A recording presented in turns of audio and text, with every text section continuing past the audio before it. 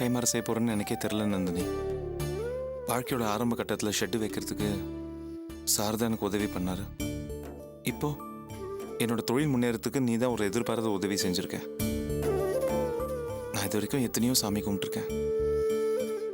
ஆனால் எந்த சாமியும் எனக்கு எந்த உதவியும் செஞ்சதில்லை. ஆனால் நீயும் சாரும் தான் எனக்கு கஷ்டம் வரும்போதெல்லாம் சாமி மாதிரி வந்து எனக்கு கை கொடுத்து தூக்கி விட்டுருக்கீங்க. ரொம்ப நன்றி நந்தினி. என்ன செல்வம் இது? முதல்ல கையை கீழே இருக்கு. இருக்கு. கையை கீழே இருக்கு.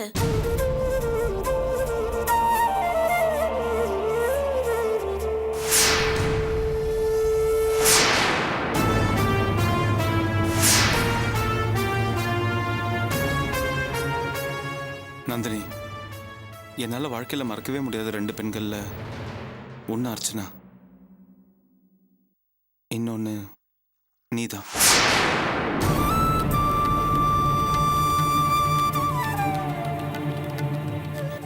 நந்தினி, என் பெத்தவளோட முகத்தை நான் இது வரைக்கும் கண்ணால் கூட பார்த்ததில்லை.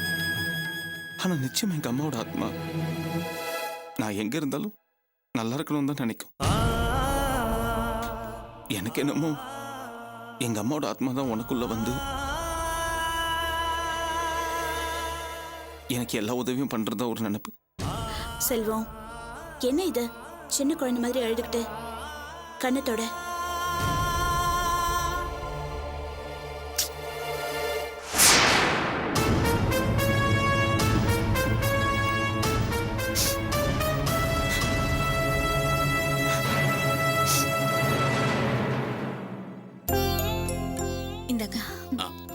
நன்றிமா. குடிச்சு பார்த்துட்டு எப்படி இருக்குன்னு சொல்லுங்க. அர்ச்சனா, எங்க வீட்டு காஃபியை விட ரொம்ப நல்லா இருக்கு.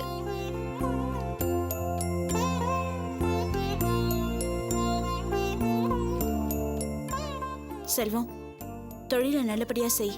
அப்ப நாங்க கிளம்புறோம். நந்தினி, உன்னை தேடி வந்து நன்றி சொல்ற வாய்ப்பை கூட நீ எனக்கு கொடுக்கல. இந்த குற்றவுணர்ச்சி என் மனசுல இருந்துட்டே இருக்கும். அதெல்லாம் ஒன்னும் தேவையில்லை. இனிமே நீ நல்லா இருப்ப. நாங்க வரோம். அம்மா, போயிட்டு வரோம்மா. வரேம்மா. வரேன் அர்ச்சனா. அர்ச்சனா, போயிட்டு வரோம்மா. செல்வம், அர்ச்சனா வரேன். போயிட்டு வரோம்பா.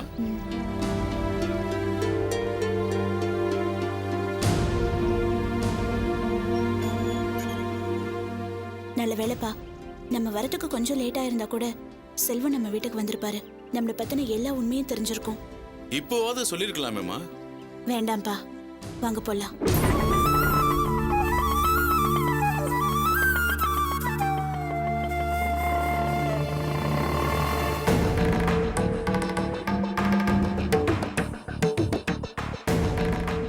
சரி அர்ச்சனா, நான் கண்ணன் ஊருக்கு போய் அந்த பணத்தை கொடுத்துட்டு வந்துடுறேன். பணத்தை கொண்டப்போ. சரிங்க அத்தை, நீங்க இருந்து சாப்பிட்டு போங்க, சரிங்களா? சரிங்க மாப்பிள்ள, ஜாகிரதையா போயிட்டு வாங்க. நீங்க கொடுத்த பணம் உள்ள கவருக்குள்ள இருக்கு. சார், நான் ரெடி, கிளம்பலாமா? தோ போலாம். வரட்டுமா? வரேன். சரிம்மா, வாங்க.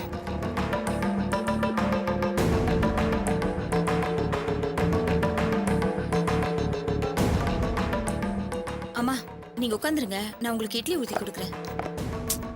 இட்லி எல்லாம் அப்புறமா ஊத்தலாம். இங்க வந்து உட்காரு. வா. என்னம்மா? உட்காரு, சொல்றேன்.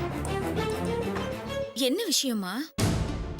எப்படி சொல்றதுன்னு தெரியல. சொல்லாமலும் இருக்க முடியாது. எல்லாம் அந்த நந்தினி விஷயம்தான். அவ நடந்துக்கிற முறையெல்லாம் எனக்கு என்னமோ சரியா படல. அன்னைக்கு உன் கல்யாணத்துல அப்படிதான்.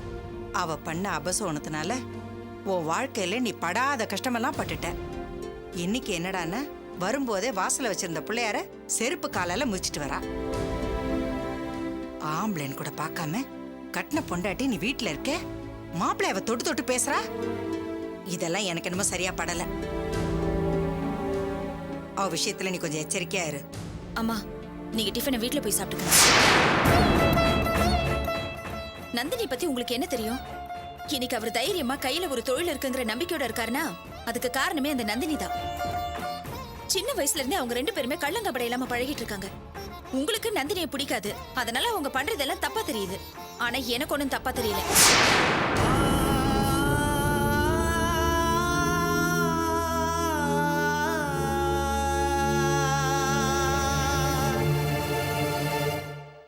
சொல்லு.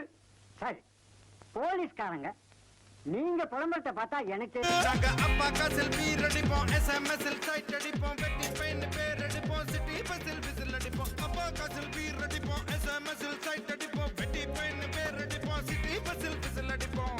இந்த வயசு போனா வேற வயசு இல்ல. டேய், என்னடா இது? வேலை தேட வேணாம்னு சொன்னேங்கிறதுக்காக இப்படி காலங்கத்தாலே உட்காந்து டிவி பார்த்துட்டு இருக்க? வேற என்னம்மா பண்றது? சரி விடுமா, நான் எங்கேயாவது வேலைக்கு ட்ரை பண்றேன். இரு வேணாம். இந்த புண்ணெல்லாம் ஆறுற வரைக்கும் நீ வீட்லயே இரு. இதை பாரு, காலையில சாப்பிட்றதுக்கு டிஃபன் செஞ்சு வச்சிருக்கேன். மத்தியானத்துக்கு சாப்பாடு, சாம்பார், ரசம், பொரியல் எல்லாம் பண்ணி வச்சிருக்கேன். மெதுவா எடுத்து போட்டு சாப்பிடு. நான் வேலைக்கு போயிட்டு வந்துடுறேன். என்ன? சரிம்மா. அம்மா, ஆ? என்னடா? நீ வேலைக்கு போறத பார்த்தா என் மனசு குற்ற உணர்ச்சியில ரொம்ப குத்துதுமா. என்ன பண்றது? என் நேரம் எனக்கு வேலையே கிடைக்க மாட்டேங்குது. இந்த வயசான காலத்துல உன்னை உட்கார வச்சு நான் சாப்பாடு போடணும். ஆனா உன் சம்பாதியத்துல இப்ப நான் உட்காந்து சாப்பிடுற நிலைமைக்கு ஆளாயிட்டேன் பாத்தியா? சரி விடுற, அதே நினைச்சு வருத்தப்படாதேன்னு சொல்றேன் இல்ல. நான் வேலைக்கு போயிட்டு வந்துடுறேன். ம். டேய் வாசு, போன் எடுத்து யார் பேசுறாங்கன்னு பாரு, என்ன ஏதுன்னு கேட்டு வை. வேணாமா, நீ எடுத்து பேசு. நான் எடுத்து பேசினா யாராவது ஏதாவது பேசுவாங்க. தேவையில்லாம எதுக்கு? என்னடா நீ, நான் வேலைக்கு போற நேரத்துல யாரு போன் பண்றாங்கன்னு தெரியலையே. ஹலோ அம்மா, நான் ராணி பேசுறேம்மா. ராணி, எப்படி இருக்க? நல்லா இருக்கியா? மாப்பிள்ளை நல்லா இருக்காரா? நல்லா இருக்கோம்மா. அப்புறம் உன் மாமனார் மாமியார் எப்படி இருக்காங்க? நல்லா இருக்காங்களா? உன் நாத்தனார் சரோஜா உங்ககிட்ட ஒண்ணு வம்பு பண்ணி பிரச்சனை எதுவும் பண்ணலையே? என் மாமனாருக்கு தான் இப்போ உடம்பு சரியில்லை. அவரை ஹாஸ்பிட்டல்ல சேர்த்திருக்கோம். என்னடி சொல்ற? அவர் உடம்புக்கு என்னாச்சு? திடீர்னு அவருக்கு நெஞ்சு வலி வந்துருச்சுமா. ஹாஸ்பிட்டலுக்கு வந்து பார்த்தா அவருக்கு ஆபரேஷன் பண்ணணும்னு சொல்லிட்டாங்கம்மா. இதனால என் மாமனாருக்கு வேலை கூட போயிடுச்சுமா. அட கடவுளே, என்னோட ராசி தான். நான் வந்த நேரம் தான் இப்படி எல்லாம் ஆயிடுச்சுன்னு சொல்றாங்கம்மா. எவ சொன்ன? உன் நாத்தனார் சரோஜாவா? நான் வரேன், வந்து அவளை வச்சுக்கிறேன். ஐயோ அம்மா, நீங்க வந்து தேவையில்லாம சண்டை எல்லாம் போடாதம்மா. என் மாமனாரை ஹாஸ்பிட்டல்ல சேர்த்திருக்கிறதுனால நம்ம வீட்ல இருந்து யாராவது வந்து பார்க்கணும்ல. இல்லைன்னா அதுக்கும் என்ன குத்தம் சொல்லுவாங்க. நான் அண்ணனுக்கு ஏற்கனவே தகவல் சொல்லிட்டேன். நீங்க அப்பாவை கூட்டிட்டு இந்த ஹாஸ்பிட்டலுக்கு வந்து ஒரு தடவை பார்த்துட்டு போங்கம்மா. அப்பாவுமா? சரி, நாங்க வரோம். சரிம்மா, வச்சிடுறேன்.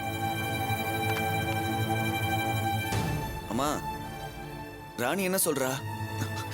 டேய், அவ மாமனாருக்கு உடம்பு சரியில்லையாண்டா, ஆஸ்பத்திரியில சேர்த்திருக்காங்களாம். அதான் ஒரு தரம் நீயும் அப்பா வந்து பார்த்துட்டு போங்கன்னு சொல்ற. உங்க அப்பா கோச்சிட்டு போயிருக்கிறதா அவளுக்கு தெரியாதே. இப்ப என்ன பண்ண போற? அவ மாமனார் உடம்பு சரியில்லாத இந்த நேரத்துல போய் பார்க்கலன்னா ராணிக்கு தாண்டா பிரச்சனை. ஏற்கனவே அந்த சரோஜா இவளை குத்தம் சொல்லிட்டு இருக்காளாம். அதனால கண்டிப்பா நம்ம யாராவது போய் பார்த்து தான் ஆகணும். வா, நம்ம 2 பேருமா போய் பார்த்துட்டு வந்துருவோம். ஐயே, நாங்க வரலமா. ஏற்கனவே அந்த சரோஜாவுக்கு எனக்கு சுத்தமா ஆகாது. ஏன், ராணிக்கு என்ன பிடிக்காது. அதனால இப்ப நான் அங்க வந்தேன்னா வீண் பிரச்சனை தான் வரும். அதனால நீ தனியாவே போயிட்டு வா. டேய், என்னடா இப்படி பேசுற? இந்த வீட்டு ஆம்பளை உங்க அப்பாவும் இல்ல, நீயும் வராம நான் மட்டும் தனியா போனா நல்லா வாடா இருக்கும். டேய், அதுவும் இல்லாம இந்த மாதிரி நேரத்துல நீ அங்க வந்தேன்னா உன்னை பார்த்ததும் ராணிக்கு உன் மேல இருக்கிற கோவம் கொஞ்சம் குறையும்டா. என் வயித்துல பிறந்த நீங்க 2 பேரும் ஒத்துமையா இருந்தா தானடா எனக்கு சந்தோஷம். அதனால நீ என் கூட வாடா, போயிட்டு வரலாம். அட என்னம்மா நீ, நான் வந்து வீண் பிரச்சனை ஆயிட போதுமா? டேய், ஒரு பிரச்சனையும் ஆவாதுடா. நான் போய் கமலா கிட்ட இன்னைக்கு வேலைக்கு வரலங்கறத சொல்லிட்டு வந்துடுறேன். நீ சீக்கிரம் ரெடி ஆகு, நான் போயிட்டு அம்மா, வந்துடுறேன். நான் சொல்றத கேளுமா, நான் வரல. நீ டேய், நான் சொல்றத நீ கேளுடா. நான் போயிட்டு வந்துடுறேன், நீ சீக்கிரம் ரெடி ஆகு. என்னம்மா?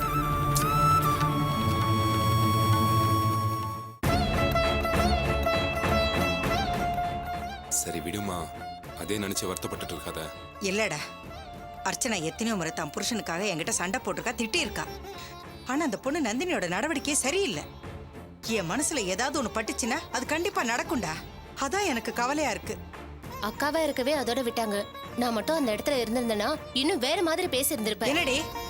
பின்ன என்னம்மா, அக்காவும் மாமாவும் ஒருத்தருக்கு ஒருத்தர் எவ்வளவு புரிஞ்சு வச்சிருக்காங்க தெரியுமா? நான் கூட இருந்து பார்த்துவேன். நீ என்னமோ அதை விட்டுட்டு நந்தினியை பத்தி பேசி வருத்தப்பட்டுட்டு இருக்க. அப்போ நான் பேசுறது உங்க எல்லாருக்கும் தப்பா படுதா?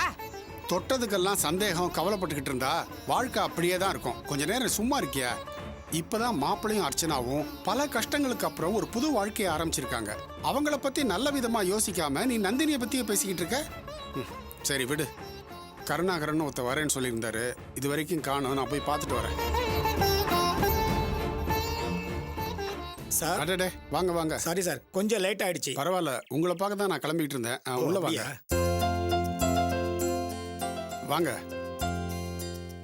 கருணாகரன், இது என் பையன் வினோத். இவ என் மருமக, அவ என் மனைவி, அது என்னுடைய பொண்ணு பிரியா.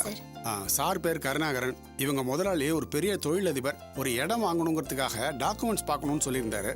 பிரியா, கொஞ்சம் குடிக்க தண்ணி கொண்ட. உட்காருங்க சார். உட்காருங்க.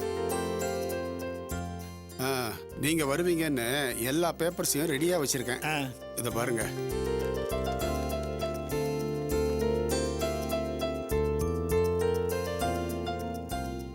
இப்போ நான் சொன்னேன் இல்லையா, அந்த பிளாட் இதான். இதுக்கு பக்கத்துல பஸ் ஸ்டாண்டு. அங்கேருந்து ஒரு 1/2 கிலோமீட்டர்ல ரயில்வே ஸ்டேஷன். ஒரு நல்ல காலனி வரப்போகுது அங்க. Okay okay.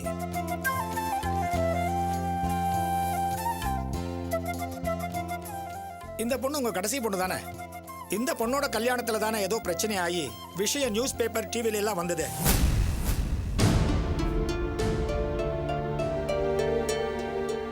தப்பா எடுத்துக்காதீங்க. உங்க பொண்ணோட முகத்தை பார்த்ததும் அது ஞாபகம் வந்தது, அதனால தான் கேட்டேன். பரவாயில்ல சார். உங்க பொண்ணை பார்த்தா மகாலட்சுமி மாதிரி இருக்கா. நல்லா அமைஞ்சிருக்க வேண்டிய வாழ்க்கை. கவலைப்படாதீங்க, கடவுள் நல்ல வழியை காட்டுவார். கடவுள் நல்ல வழியை காட்டிட்டாருங்க. அடுத்த வாரம் பிரியாவுக்கும் அதே மாப்பிள்ளைக்கும் கல்யாணம். அப்படியா? ரொம்ப சந்தோஷம். அதே மாப்பிள்ளைக்கு 2வது தடவையா மணப்பொண்ணா அமர்ற பாக்கியம் எல்லாருக்கும் கிடைக்காது. ஆமா, பொண்ணோட பேர், ராசி, நட்சத்திரம் சொல்லுங்க. உங்களுக்கு ஜோசியெல்லாம் பார்க்க தெரியுங்களா? தெரியுமா? பொண்ணு பேரு பிரியா, மிதுன ராசி, திருவாதிரை நட்சத்திரம். மாப்பிள்ளையோட பேர், ராசி, நட்சத்திரம் சொல்லுங்க. மாப்பிள்ளை பேரு தீனா, கன்னி ராசி, அஸ்த நட்சத்திரம்.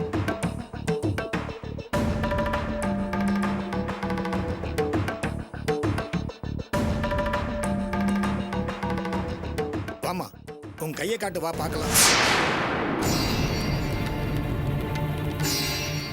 பிரியா, போய் கையை காட்டு. இந்த தடவையாவது உன் கல்யாணம் எந்தவித தடங்களும் இல்லாம நல்லா நடக்குமான்னு என்ன ஏதுன்னு தெரிஞ்சுக்கலாம். போ. வேண்டாம் பிரியா, நீ கையை காட்ட வேண்டாம். என்னாச்சு சிவராமன்? ஏன் பாப்பாவை கையை காட்ட வேண்டாம்னு சொல்றீங்க? நீங்க எதுவும் தப்பா எடுத்துக்காதீங்க. ஒரு விஷயத்த முடிவு பண்றதுக்கு முன்னால இந்த ஜோசியம், ஜாதகம் இதெல்லாம் பார்க்கறது நல்லது. முடிவு பண்ணதுக்கு அப்புறம் பார்த்தா அது சாதகமா இருந்தா பரவாயில்ல, பாதகமா இருந்தா அதுவே மனசுக்கு வருத்தமா இருக்கும் இல்லையா? அதுக்காக தான் வேண்டான்னு சொன்னேன். என்ன மாமா நீங்க? ஒருவேளை கல்யாணத்துல ஏதாவது தடங்கள் இருந்ததுன்னா அதுக்கு முன்னாடியே தகுந்தபடி பரிகாரத்தை பண்ணிடலாம்ல. பிரியா, நீ போய் கையை காட்டு போ. இல்ல ஜெயந்தி, எனக்கும் அப்பா சொல்றதுதான் சரின்னு படுது. ஜோசியம் எதுவும் பார்க்க வேணாம். இத பாருங்க, யாரும் தப்பா எடுத்துக்காதீங்க. ஏற்கனவே இந்த பொண்ணு வாழ்க்கையில கல்யாணம் தடைப்பட்டு போச்சு. அதனால தான் கையை பார்த்து ஏதாவது பரிகாரம் இருந்தா சொல்லலாம்னு நினைச்சேன். சரி சரி, தப்பா எடுத்துக்க வேண்டாம். என்னத்த, இந்த மாதிரி விஷயத்துக்கெல்லாம் நீங்க தான் முன்ன நின்னு பேசுவீங்க. உங்க இடத்துல இருந்து நான் பேசிக்கிட்டு இருக்கேன், நீங்க எதுவுமே பேசாம நின்னுட்டு இருக்கீங்க. இல்ல ஜெயந்தி, அது வேண்டாம். பிரியா, நீ வா, போய் உட்காரு. சார், கையை பார்த்து பலனை சொல்லுங்களேன். பிரியா, கையை காட்டு. கையை காட்டுமா?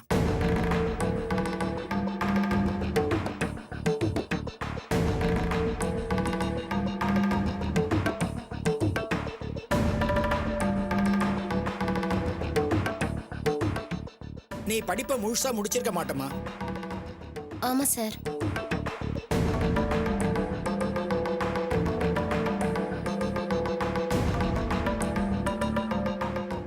ஒரு குழந்தைக்கு தாயா இருக்கணுமே.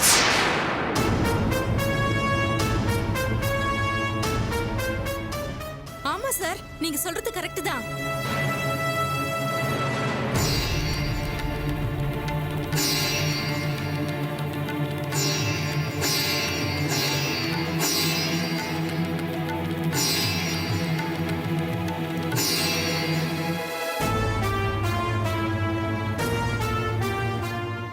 சேய்க்கு முன்னாலதான் தாய்க்கு கல்யாணம்.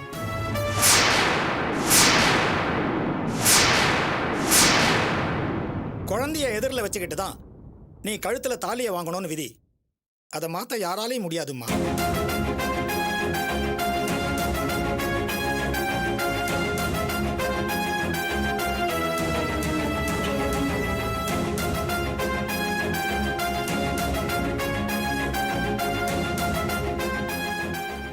என்ன சார் சொல்றீங்க? குழந்தை முன்னாடி தான் தாலியை கட்டிக்குவாளா? அதான் பிறந்த உடனே இறந்து போச்சே. அப்புறம் எப்படி குழந்தை முன்னாடி தாலி கட்டிக்க முடியும்? குழந்தை இறந்து போச்சா? ஆமா சார், பிறந்த உடனே ஹாஸ்பிட்டல்லே இறந்து போயிடுச்சு.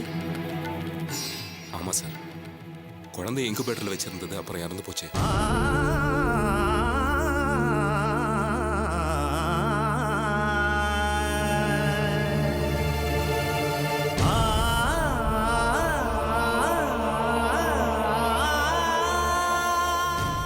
ரேகை பொய் சொல்லாது, என்னோட ஜோசியமும் பொய்க்காது. இந்த பொண்ணோட குழந்தை உயிரோட தான் இருக்கு.